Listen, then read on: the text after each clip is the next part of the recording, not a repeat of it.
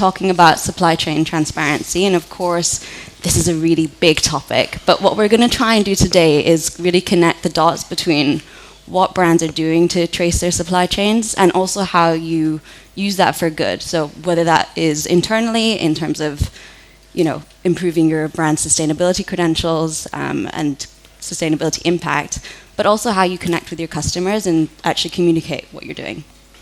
So Roman, can I come to you first? What are brands doing right now, and how are they responding to upcoming legislations? So to just give you a bit of context, we at Retrace, we are a sustainability management platform helping brands and suppliers to collect, analyze and disclose data around sustainability-related topics. And of course, in the beginning, we had this idea of connecting brands and products with consumers. It was an intrinsic motivation to do that. And nowadays, we have this, let's say, legislative or policy push, which is impacting the entire industry in the end to really help in this sustainability activities. And and hence this is of course the biggest push right now, and Europe is doing a lot in this direction. We have different kind of legislations in the end forcing brands to do these sustainability activities which they have not been forced to do beforehand. And there we have the different kind of spheres. So in this more social or environmental aspects, and we have legislations just impacting some companies. So if we look at corporate sustainability reporting directives, it's just the big ones at the moment. The same for corporate sustainability due diligence, so where we need to analyze the risks in supply chains. We need to act on these risks which we have identified. Which is also only just impacting the big companies at the moment. But then we have legislations around the Eco-Design for Sustainable Products regulation, which was mentioned also before with the Digital Product Passport, which is impacting everyone in the industry, because everyone, small brand, big multi-billion-dollar brand, everyone will need to have this on their product, because we are changing this way of linear business models towards the circular ones to have this impact, and hence nowadays it's compliance is driving the industry, even though in the end we all want to drive impact. So this legislative push has so much great with it, I would say, because it has such a big impact on how brands are thinking their actions, and also how consumers have their actions within it, because I think consumers are playing this vital role in allowing circular business models, hence having impact on the planet. And Danielle, you obviously work with a lot of brands. From your experience, how are they actually navigating this legislative push, and what does that look like in practice? Wow. So I think we are kind of like in an era that everything is changing relatively quickly, and brands need to adapt also relatively quickly. And if we're talking about big companies that they need to comply suddenly with new legislation or like monitoring systems, it can be sometimes quite overwhelming. So I would say that connecting it also to the panel before, it's a lot about trying to find the relevancy to your brand, and usually when it's connected in an authentic way, then it works much better than when it's all four of you? kind of like forcing from like a business perspective or like KPIs. Yeah, that's really interesting. We'll come to more to that in a bit. Yannis, I'd also love to hear your perspective, not just in terms of how brands are tracing their existing supply chains, but how they're creating new supply chains that really close the loop circularly. What are the challenges there? I would say it's a multi-sided challenges brands are facing. So I would separate this into pre-initial sale and post-initial sale. If we're looking at how the fashion industry worked in the last decades, it's dramatically changed over the last 5 years. Especially looking at how many items are produced and how many of those items are not sold. Yeah, for most of the people, for most of the consumers of the brands, they don't know about the excessive stock which is out there. Yeah? So I got offered millions of pieces per month to buy them and sell them via alternative channels. That's a huge challenge the fashion industry is facing, and actually they're not communicating about this. And frankly, they probably don't even know about their excessive stock. So we see it many times that if we take stock, we tell brands, hey, that's what you got, that's what you gave us. Yeah? And if you as a young brand are able to plan this accordingly, if you communicate this, if you also tell your customers, hey, maybe my fashion I created is a little bit more expensive, because those items which are not sold need to be in the pricing as well.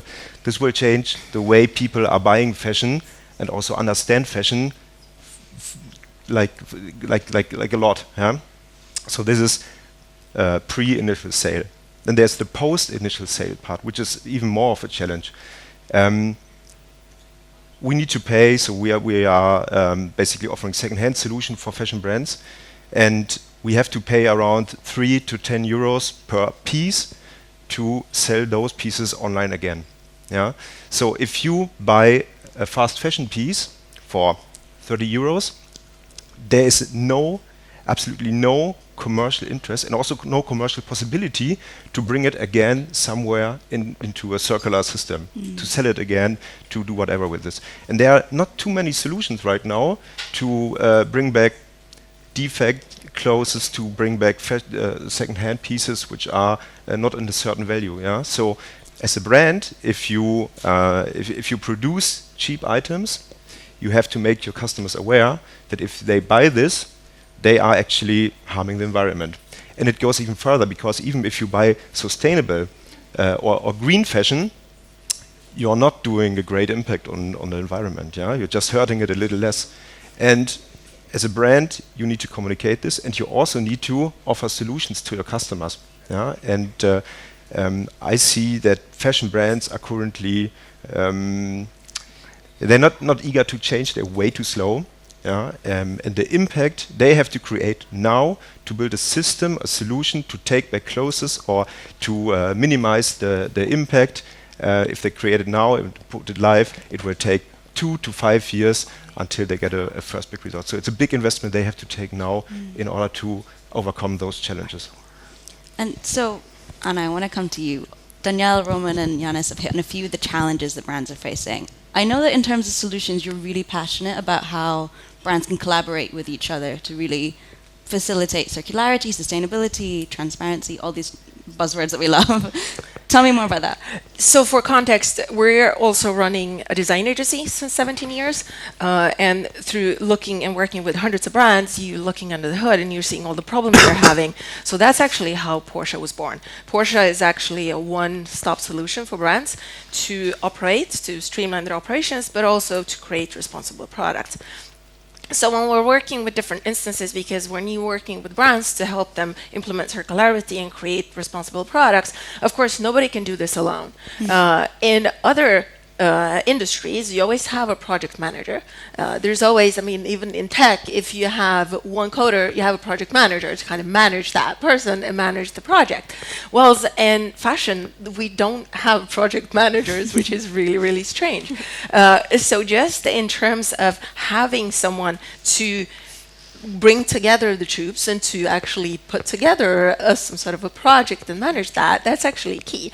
And in terms of collaborations, we've looked and discussed with different instances, and everybody's kind of like, yeah, we have these circular solutions here, we have the circular solutions on here, and we're like, okay, can we please get the list so we can, share it with our customers, share it with the industry? And they're like, yeah, no, that's actually our intellectual property. So that gave us an idea, which is kind of crazy because everyone's talking about collaboration, we need to collaborate, etc. Yeah, but how and where? Because what needs to happen is that it needs to be easy to, you need to facilitate that for people. It needs to be, you need to find one place. So we actually created, it's called Sustain20, and it's one platform where it's a directory where you can go and find circular solutions for the fashion industry. So we created this, our team was like, okay, let's do this, how fast can we do this? So right now there's 250 companies literally on this platform to facilitate collaborations with people and with brands. It doesn't cost anything, it's free to use. But also, when you do collaborate, it's also, I mean, brands at the moment, they have so many challenges, right? I mean, it's from internal problems because they are working in silos. Most companies, they have their companies and their teams are big, so they're working in silos. So in terms of just making sure that you're looking and you're working at holistically as a company first, so all the different departments actually work as one before to solve the problems. And we've mentioned, and other panelists here have mentioned, to actually have sustainability as a course and have that and start with projects there. But to work also internally, holistically together, that's really important before you actually go out to talk and collaborate with other people and with other instances. I say that's crucial. Work together holistically, internally before you start collaborating. Yeah. Do you see this working for brands sort of across the spectrum, like small brands, but also big brands, the collaboration piece? No, actually, the smaller brands we're finding, and they are saying this, is way easier because it's usually the founders, and they just pick up the phone because they're hustlers, right? They're not. But if the bigger the brand, the more complex it is. It's, you've got the hierarchy, and then you've got the politics, and then you've got the egos, and so it's really, really hard. And then all of a sudden, you've got the silos. It's not on my desk.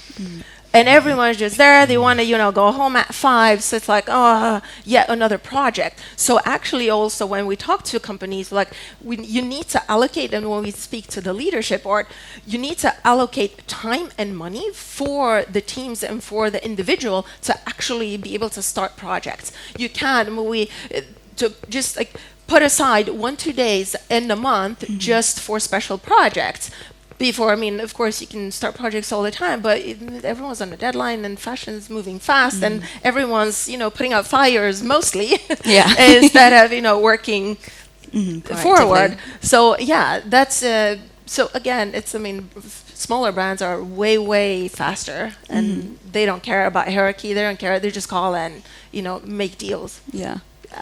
So to elaborate on this point of how we move forward, Danielle, when we had a conversation last week, and you said something really interesting about how, transparency, this is a really important topic, but it's only the first step, right? Tell me more about that. So I think it kind of correlates to what Anna said, that the fashion industry is on one hand moving really fast, but at the same time what Yannis said, that the industry is moving really slow. So we are facing a lot of big challenges that we are all well aware of, and we already talked about some of them yesterday, and we would continue to talk about them in the next days and probably in the next years. But I think that everyone is kind of aiming towards transparency. It's kind of this holy word that when I reach transparency, I will be surrounded by unicorns and riding on rainbows, where actually it's just the first kind of step, because once we would have full transparency, which I hope we would get there, but who knows, this is just when we would actually realize the actual problems and the amounts and the quantities that we need to deal with. Before you have transparency, you don't know anything about your products, about your suppliers, about your supply chain, even about your customers, about we talked before about circular economy strategies. You don't know anything about what's going on there. So only once we would get this first building block set up and clear, and we would look at it clearly, we would understand what's coming up next. Kind of now we are looking at a probably massive mountain that most of it is foggy. Right, it's like if I was getting open heart surgery and the surgeon was like, so we know that the reason you have a heart problem is because this, and this. And I'm like, okay, so can you fix me now? And you're like, no, it's transparent. Now we know the information, but what are you doing with that? Yeah, so I think that it's a really long way. It's certainly a crucial and essential first step, but it's just the beginning. Yeah, and Roman, so tell me from your perspective, how do we take the data and the information that we have and actually build that into an ecosystem? I think there are links between legislations, links between data we need to make in order to be come faster in the collection of the data, because as what you also just said, it's not just about the transparency, it's about what is happening afterwards. The drivers of many companies in the industry at the moment are, okay, I need to comply to any kind of legislation which I'm facing. I don't want to pay huge fines. But the industry is kind of losing track on why are we actually doing this, and it's to have impact, to improve, to elevate the social and environmental standards within our supply chains. And from us in the beginning, small sustainable brands were the first movers with Retraced. And only the big companies came on board when legislation was actually harming them, or we are scaring the industry. And I think nowadays is how can we become faster in the collection and in the analysis? And data is just a means to an end. We are just a tool as Retraced. We are not the solution out there. We discussed it also yesterday. Who is actually the solution and what is the solution? It's by allowing companies to reinvent how they are collaborating and working together, and how they actually can drive change and impact. And there we need to actually understand, okay, what are my legislative silos? What are my data silos? How can I bring these silos together to become fast in the collection? There's so much which needs to happen to actually not be super slow about change, but be actually fast about change. And then again have ideally impact, which sometimes I think we are losing track of. Like impact is completely forgotten. We also discussed it yesterday at dinner, a couple of years back when legislation was not there and we didn't need to report on all these data points and what we are doing in our supply chains. Brands were just doing projects with suppliers, or they were said, okay, I have this problem, I have identified it now and I'm going to work on it, for instance. Or no one was doing anything, which was also presumably the case. But I think this is what needs to happen. We need to remind ourselves, why are we doing all these kind of things, and how can we break up these silos and create synergies around the data we need to collect, because data is just, as I said, means to an end, and it's not the end, unfortunately. Yeah. Can I add one thing to that? And I think in terms of data, everyone's stressed about the data and getting the right data.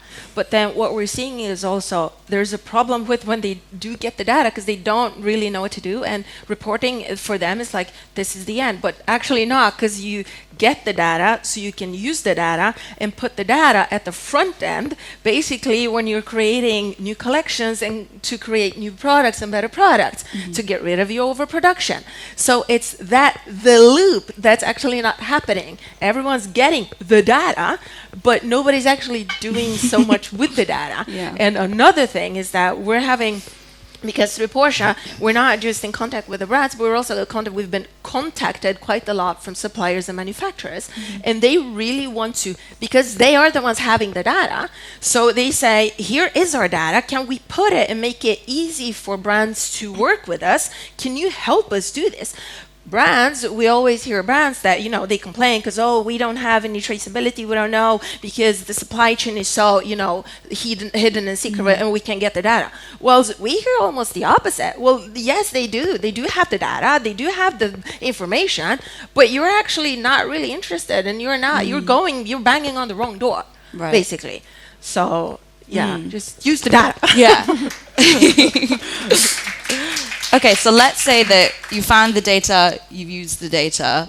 Now this last point, we only have a couple of minutes before we close off, but I'd love to hear, Jannis, from your perspective, how do you communicate all this with your customers? Actually, it's a challenge. So there are many tools you can use as a brand. Like we just said, transparency allows people to take action. Yeah, for example, EU regulation forces brands to take the digital product passport into their products from 27. And imagine the possibility brands would have if they would do it now already. You can basically steer the journey of your customer. If you scan the code in your fashion piece, then you can, for example, steer them into a repair direction. Yeah, so items are repaired or items are sold. This is not only nice for customers because they see an additional value of the product, but also for brands because they can monetize the service. Yeah, and this is one very powerful tool brands can use. And then there's another thing brand can do during the checkout process, already make aware of CO2 impact or general impact, and give them possibilities to trade in items they have in their wardrobe already, or to use the checkout to already give them a certain price for a take back. Yeah, and by this you have an extended customer journey. You're allowing them to interact more with your brand, because you know in 6 months or 12 months I can send an email and the customer will reply to this because he know he got a really nice offer from me to buy back this pair of denims, for example. Yeah, those are very, let's say, simple steps brands can do to encourage the interaction with their customers and create a positive eco impact, or at least reduce emissions, and have a longer story to tell when it comes to brand and long lifetime of the product. Yeah. Can Right. I Yeah. add one? We have 1 minute, otherwise I'm going to get told off. Okay, sorry. So I think we are talking a lot about the fashion industry being super creative. So we are creative about the products we make. We are creative about the packaging, the experience in the shop, and so on. And I think we need to also be creative with what we do with this data, or what we do with transparency, because this can be translated to a lot of different ways, and this could be a great story, or this could be a great loyalty program with your customers, or it could be, who knows. I think as many products out there, there could be as many communicative ways forward to do with this data to hopefully bring positive impact. Great, thank you so much. I think that's all we have time for, but the 2 key takeaways here are: use the data, really look at what your brand is doing, and then understand how to use that to make positive change, and then also use it as a storytelling opportunity with your customers, and it's a great way to connect with them. So thank you so much, everyone.